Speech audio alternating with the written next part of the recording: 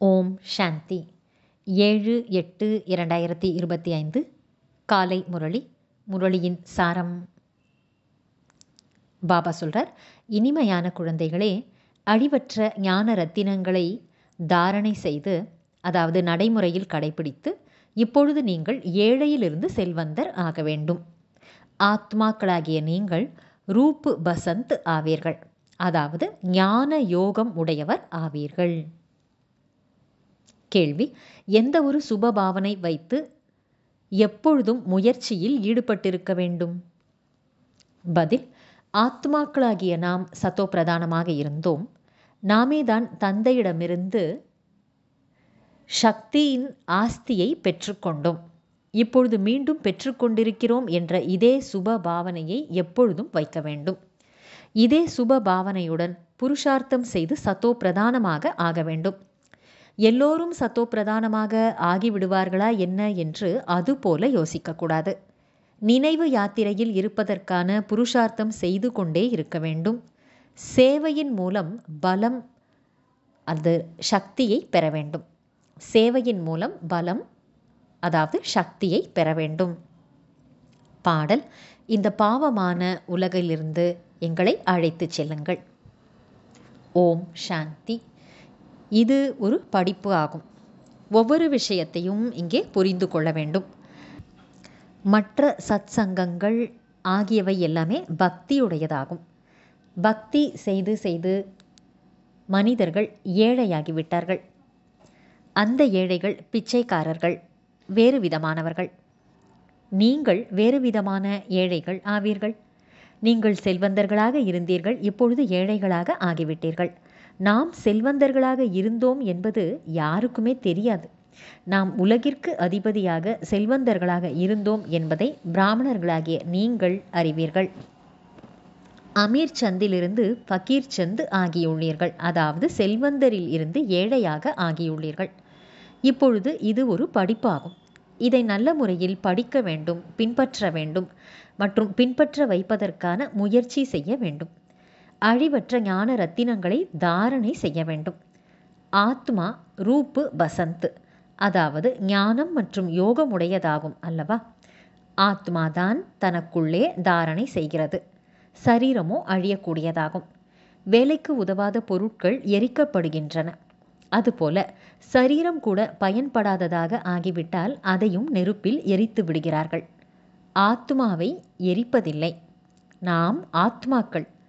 ராவண ராஜ்யம் முதற்கொண்டு மனிதர்கள் தேக அபிமானத்திலே வந்துவிட்டார்கள். நான் சரீரம் என்பது உறுதியாகி விடுகிறது, அதாவது தவறாக உறுதியாகி விடுகிறது. ஆத்மாவோ அழிவற்றது. அமர்நாத் தந்தை வந்து ஆத்மாக்களை அமரராக ஆக்குகின்றார். அங்கோ தங்களுடைய நேரத்தில், அதாவது புதிய உலகத்தில் தங்களுடைய நேரத்தில் தங்களுடைய சுய விருப்பப்படி ஒரு சரீரத்தை விட்டுவிட்டு மற்றொன்றை எடுத்துக்கொள்வார்கள். ஏனெனில் ஆத்மா எஜமானன் ஆகும். எப்பொழுது வேண்டுமோ சரீரத்தை விட்டுவிடுவார்கள். அங்கு சரீரத்தின் ஆயுள் நீண்டதாக இருக்கும். பாம்பின் உதாரணம் உள்ளது. இது உங்களுடைய அநேக பிறவிகளின் கடைசி ஜென்மத்தின் பழைய ஆடை ஆகும் என்பதை இப்பொழுது நீங்கள் அறிவீர்கள். 84 பிறவிகளை நீங்கள் முழுமையாக எடுத்துள்ளீர்கள். ஒரு சிலருக்கு 60-70 பிறவிகள் கூட இருக்கும். ஒரு சிலருக்கு 50 இருக்கும். திரேதா யுகத்தில் அவசியம் ஆயுள் கொஞ்ச நஞ்சம் குறைந்து விடுகிறது. சத்யுகத்தில் முழுமையான ஆயுள் இருக்கும். இப்பொழுது நாம் முதலில் சத்யுகத்தில் வர வேண்டும் என்பதற்காக முயற்சி செய்ய வேண்டும். அங்கு வலிமை இருக்கும்.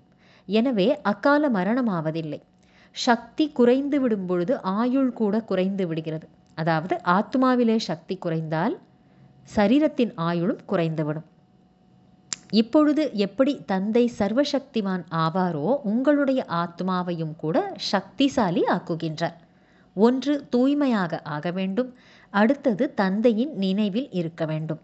அப்பொழுது சக்தி கிடைக்கிறது. தந்தையிடமிருந்து சக்தியின் ஆஸ்தியை நீங்கள் பெறுகிறீர்கள். பாவ ஆத்மாவோ சக்தியை எடுத்துக்கொள்ள முடியாது. புண்ணிய ஆத்மாவாக ஆகும் பொழுது சக்தி கிடைக்கிறது. நமது ஆத்மா சத்தோ பிரதானமாக இருந்தது என்பதை சிந்தனை செய்யுங்கள். எப்பொழுதும் சுபபாவனை வைக்க வேண்டும். அப்படியின்றி எல்லோரும் சத்தோ பிரதானமாக இருப்பார்களா என்ன? ஒரு சிலரோ சத்தோவாக கூட இருக்கக்கூடும் அல்லவா? அப்படி அல்ல. நாம் முதலில் சத்தோ பிரதானமாக இருந்தோம் என்று தங்களை உணர்ந்திருக்க வேண்டும். நம்பிக்கையின் மூலம்தான் சத்தோ பிரதானமாக ஆவீர்கள். அப்படியின்றி நாங்கள் எப்படி சத்தோ பிரதானமாக ஆக முடியும் என்பது அல்ல. பிறகு நழுவி விடுகிறார்கள். நினைவு யாத்திரையிலே இருப்பதில்லை. கூடுமான வரையிலும் முயற்சி செய்ய வேண்டும். தன்னை ஆத்மா என்று உணர்ந்து சத்தோ பிரதானமாக ஆக வேண்டும். இந்த நேரத்தில் எல்லா மனிதர்களும் தமோ பிரதானமாக இருக்கிறார்கள். உங்களுடைய ஆத்மா கூட தமோ பிரதானமாக உள்ளது. ஆத்மா இப்பொழுது தந்தையின் நினைவின் மூலம் சத்தோ பிரதானமாக ஆக வேண்டும். கூடவே சேவையும் செய்தீர்கள் என்றால் பலன் கிடைக்கும்.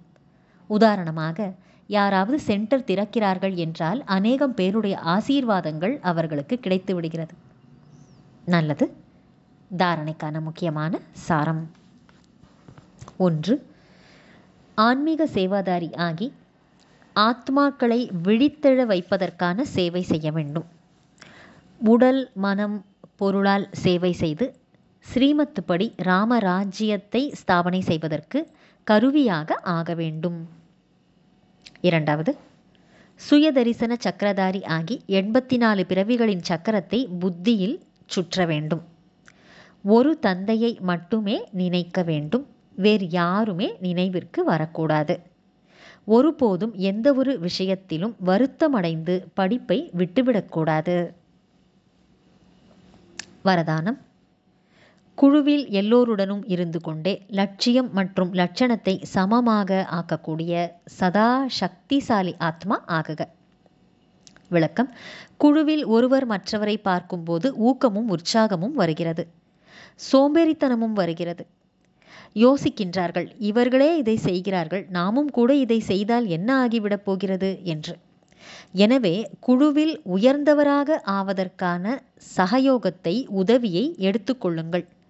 ஒவ்வொரு செயலை செய்வதற்கு முன்பும் இந்த ஒரு விசேஷமான கவனம் அல்லது லட்சியத்தை வைத்துக்கொள்ளுங்கள். அதாவது, நான் என்னை சம்பன்னமாக்கி நிறைவானவனாக ஆக்கிக்கொண்டு உதாரணமாக ஆக வேண்டும். நான் செய்து பிறரை செய்ய வைக்க வேண்டும். பிறகு மீண்டும் மீண்டும் இந்த லட்சியத்தை வெளிக்கொண்டு வாருங்கள். லட்சியம் மற்றும் லட்சணத்தை ஒன்றிணைத்து கொண்டு செல்லுங்கள். அப்பொழுது சக்திசாலியாக ஆகிவிடுவீர்கள். ஸ்லோகன். கடைசி காலகட்டத்தில் வேகமாக செல்ல வேண்டும் என்றால் சாதாரண மற்றும் வீணான எண்ணங்களில் நேரத்தை வீணடிக்காதீர்கள். நல்லது. இனிமையிலும் இனிமையான வெகு காலம் கழித்து காணாமல் போய் மீண்டும் தேடி கண்டெடுக்கப்பட்டுள்ள செல்லமான குழந்தைகளுக்கு தாயும் தந்தையுமான பாப்தாதாவின் அன்பான நினைவுகள் மற்றும் காலை வணக்கம். ஆன்மீக குழந்தைகளுக்கு ஆன்மீக தந்தையின் நமஸ்காரம். ஆன்மீக தந்தைக்கு ஆன்மீக குழந்தைகளின் நமஸ்காரம். அவ்யக்த சமிக்கை. சகஜ யோகி ஆக வேண்டுமென்றால் பரமாத்ம அன்பின் அனுபவசாலி ஆகுங்கள். யார் நமக்கு அன்பானவர்களோ அவர்களை நாம் நினைவு செய்ய வேண்டியதில்லை. அவர்களின் நினைவு நமக்கு தானாகவே வந்துவிடுகிறது. அதற்கு அந்த அன்பானது உள்ளத்தின் அன்பானது இருக்க வேண்டும். உண்மையான சுயநலமற்ற அன்பாக இருக்க வேண்டும். எப்பொழுது மேரா பாபா, என்னுடைய பாபா, அன்பான பாபா என்று சொல்லுகிறீர்களோ அப்பொழுது அந்த அன்புக்குரியவரை மறந்து போக முடியாது. மேலும் சுயநலமற்ற அன்பை பாபா ஒருவரை தவிர வேறு யாராலும் ஆத்மாவிற்கு தர முடியாது. எனவே ஒருபோதும் ஏதேனும் ஒரு நோக்கத்திற்காக நினைவு செய்யாதீர்கள். சுயநலமற்ற அன்பிலே மூழ்கியிருங்கள். நல்லது. ஓம் சாந்தி.